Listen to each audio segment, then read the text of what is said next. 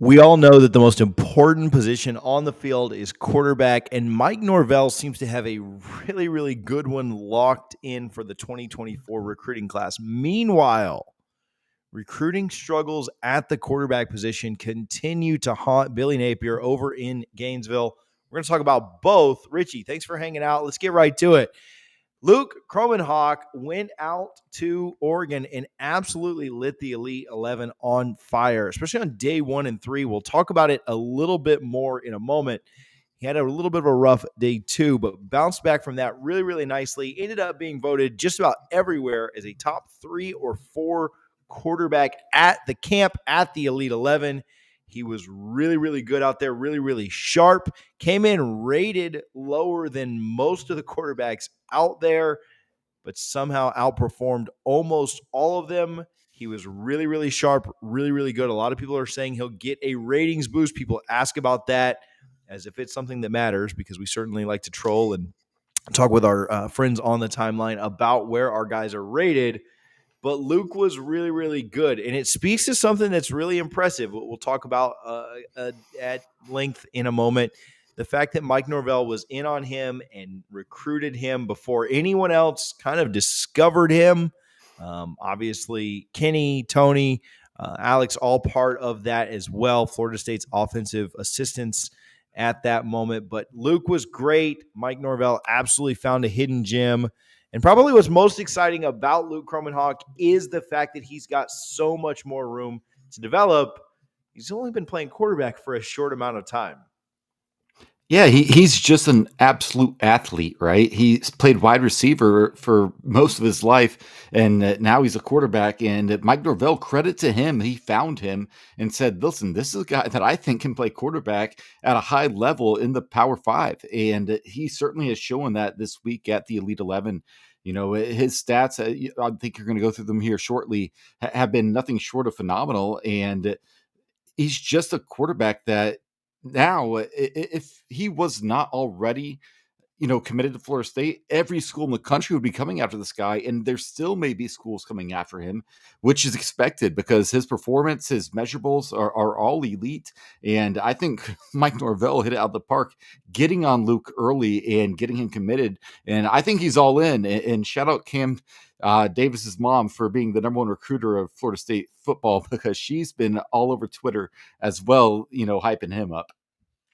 He was absolutely phenomenal out there. Yeah, some of his stats in the 7-on-7 portion, which is the closest thing you can get to, actual football when you're out there doing drills. He went 13 of 17. He had 3 touchdowns, no picks. Said, by all reports, he obviously wasn't out there, but by all reports and some of the video clips that you see that we've played next to us talking, he was really, really sharp. Just kind of commanded the offense. Not a lot of errors, not a lot of mistakes. Bounced back from a kind of a tough day 2, but was really, really good. Steve Wiltfong called him a top performer. Again, when you look at the rankings on 3, 2, 4, 7, everybody that put rankings out, Luke was no lower than 5th anywhere that I could find. I tried, literally for the purpose of this video, tried to find someone who ranked him lower than 5th, and no one did. His overall performance at the camp was really, really good. He was in the top 2 or 3 on the first night, fell back just a little bit on day 2, but then day 3 bounced back and was really, really good. Again, shout out Mike Norvell here. Shout out obviously the assistants who worked really hard. I've spoken with folks close to Luke. He is somebody who absolutely values loyalty, and it meant a lot that Mike Norvell and company were one of the first to offer him. It meant a lot that, they believed in him and they trusted that he could be the kind of quarterback that we all think he's going to be. And so their family has a really good relationship with Coach Norvell, with the staff. I also think it's really, really impressive to look at, what Mike Norvell has done. He's been really good with quarterbacks throughout his career, both at Memphis and obviously Jordan Travis has made a massive transformation that other coaches here could not figure out. Other coaches, other places could not figure out. Maybe that's a little bit harsh on Louisville, who only had him for a season. But I do think that what Jordan Travis has become, and really being fair to Jordan, we haven't even seen the peak of what he may become in the Garnet and Gold this year upcoming. At least I hope we haven't. I think also kind of factors in. And Mike Norvell deserves a ton of credit, deserves a ton of praise for the work that he's done with quarterbacks. A lot of people will, complain or get on Mike Norvell for this, that, and the other. Nothing or nobody denies how good he is with quarterbacks, especially looking at Jordan Travis. And I'm excited to see somebody like Luke come in, with room to grow, but also already kind of fitting the mold of what Mike wants. I think things could be pretty special in Tallahassee with that duo. Yeah, we don't know if it's going to be Tate Rodemaker or whoever next year, but Luke's going to have a chance to come in and sit for a year probably, and shout out Tony Tokars, right? Like he did a phenomenal job, I think, in molding Jordan Travis. I think that was a really big deal, and I've never seen a jump from a quarterback who had been in college for as long as he had been, as Jordan has been from last year to this season. And I cannot wait to see what he is this year. He is one of the best college football quarterbacks in the entire nation. And that probably caught Luke's eye, right? He probably saw that development and said, man, if he's smart, and I'm sure he is, and his parents are watching and they saw Jordan Travis 3 years ago and said, wow, this guy was that guy 3 years ago. Yeah, this is a place I want to go to send my quarterback son to be developed, because that's a big deal. And, Jordan Travis is most likely going to get a shot at the NFL roster, which nobody thought was possible when he first came here. He could barely throw the ball into the wind. And now he's going to be playing in the NFL in 2024. So I think it's a big deal in getting on Luke early. I think it was a slam dunk by Mike Norvell, right? Like you mentioned, TJ, he's Luke honors loyalty, and he's seen the development firsthand, and it's just a big deal. And he's going to come to Florida State, and I'm not saying he starts as a true freshman, but he's definitely next in line, in my opinion.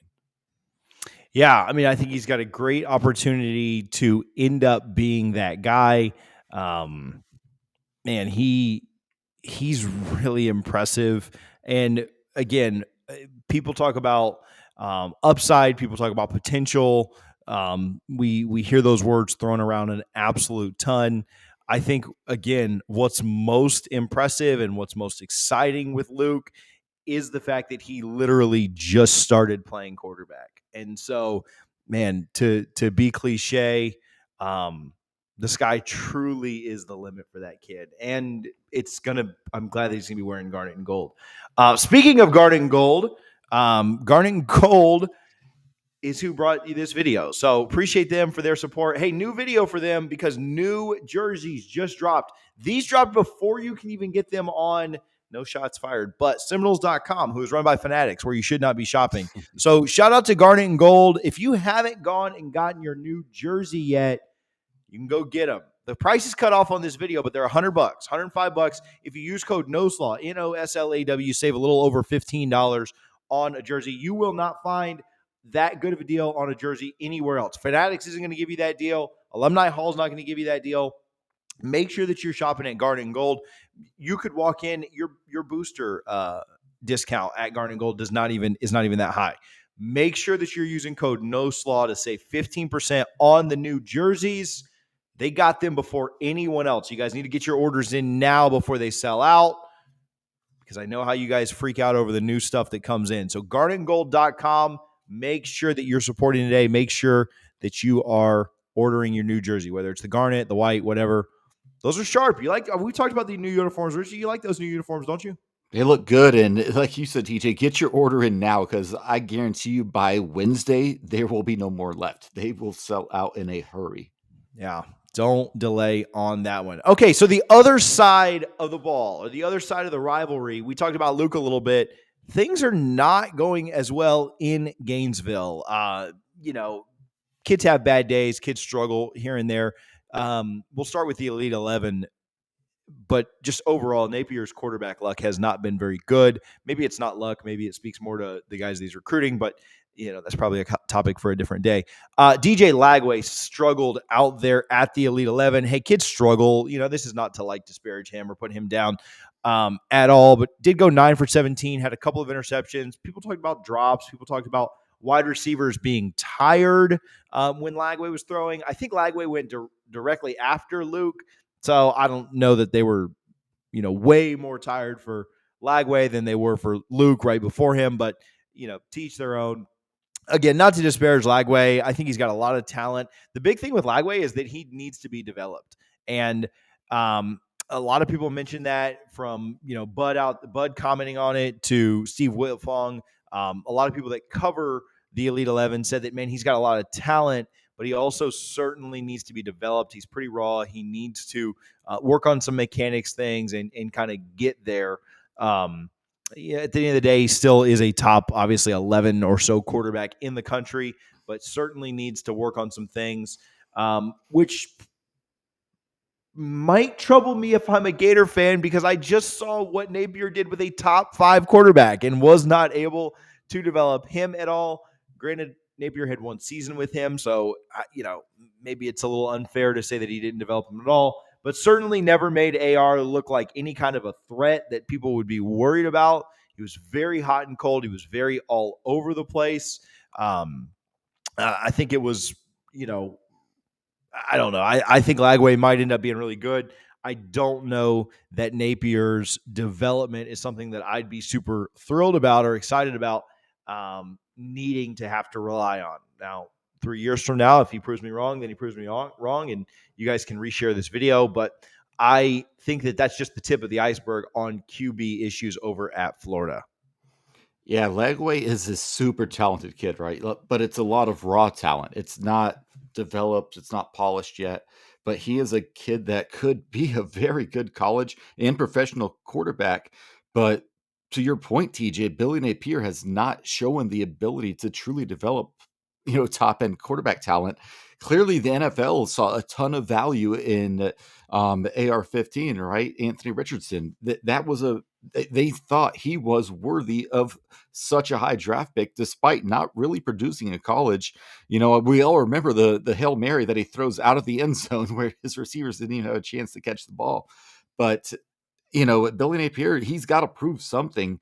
And, if I'm Billy Napier, I'm a little worried because Lagway, again, he did not have a strong showing. No shame in that. High school kids, that they have bad weekends, right? But he does have a ton of raw talent, and if developed, can be a really good player. And another coach may see that and say, "Hey, I think I can come. If you come to my school, I can develop you to be a first round draft pick in the NFL." And that's something Billy Napier has to worry about because he's not showing anything, whether you talk about his current job or previous roles, when it comes to developing quarterbacks. And if I'm a Gator fan, that's troublesome for me. Yeah, he's also had some struggles off the field with guys that haven't made it there. Obviously, Lagway has not made it to campus yet. We'll see if he ends up. But you think back, he's had 4 quarterbacks decommit from Florida since he's been there. Marcus Stokes was a kind of an interesting situation where wrapped along to a video and ended up having a scholarship pulled.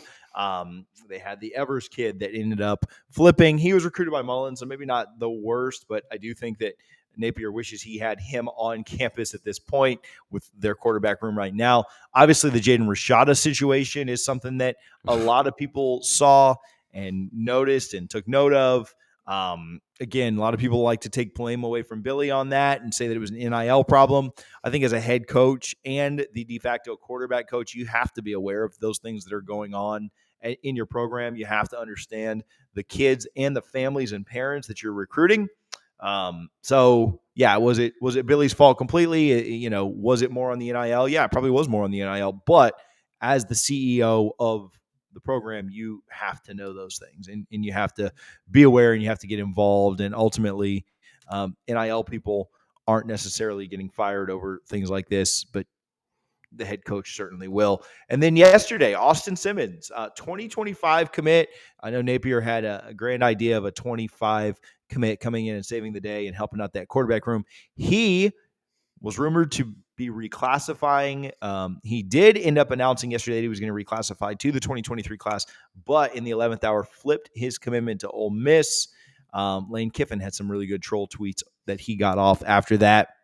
And again, just kind of a QB blunder by Napier. I think they're doing a good job recruiting. They've got some good things going, but quarterback play. When I didn't even include this in the notes, but you look at what they've got at quarterback this year, and they're going to have to start Graham Mertz, who is probably one of the bottom 2 or 3 quarterbacks in the conference this year. And they've got a tough schedule to try and fight uphill against. I don't know that they'll ever get ahead of the schedule with who they've got, but quarterback issues are pretty tough for the Gators right now. And obviously the complete opposite of what's going on at FSU, who has a kid that has the second best odds in the country to win the Heisman, and then a kid that a lot of people think could end up being absolutely special. It's crazy that Kromenhoek is probably more ready right now than some of the other guys in there, and he's obviously played played quarterback for a fraction of the time. But things not so great in Gainesville with QB recruiting either, Richie. No, and as you mentioned, Graham Mertz is likely their starter, and that's scary. Remember when we had Alex Hornibrook and we had high hopes for him? Oh Lord, Graham Mertz is way worse than Alex Hornibrook ever was. Yeah, that's bad, and the QB recruiting has been rough. And I think Billy Napier is actually a really good college football coach. Recruiting is hard, especially in the South, right? You're going up against every big school where every kid not even located in the South wants to go to. Everybody wants to play college football in the Southeast, and Billy Napier's up against that, and he's trying his best. Again, I think he's a really good college football coach. I just don't know if he'll have time because his QB situation is so bad this year. And if it doesn't improve next year, he's probably gone. Gator fans are like Florida State fans. Like we don't have, we have no patience for nonsense. Like you need to produce and produce early. And, I think we might see a coaching carousel for Florida for the next few years because it comes to the point where if you don't win now, you're gone.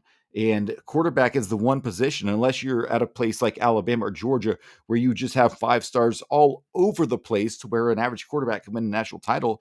That's not Florida's situation. That's not Florida State's situation. So he needs to figure that out and figure it out in a hurry. And if he doesn't, we might not be talking about Billy Napier 2 years from now, TJ. We might find a new guy to make fun of. So Yeah.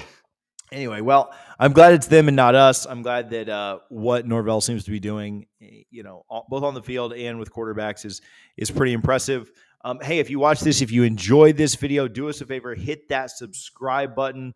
A lot of content coming out this week. Interesting Alabama story that happened that we'll talk about tomorrow, and then a whole bunch of recruiting info coming down the pike after official visits wrap up, and then the big recruiting weekend is next week. If you missed our recruiting video on Charles Lester and the chances that he has to commit this week, you can do me a favor and click it on the screen right now. Thanks for tuning in. Go Noles. And happy Father's Day to y'all.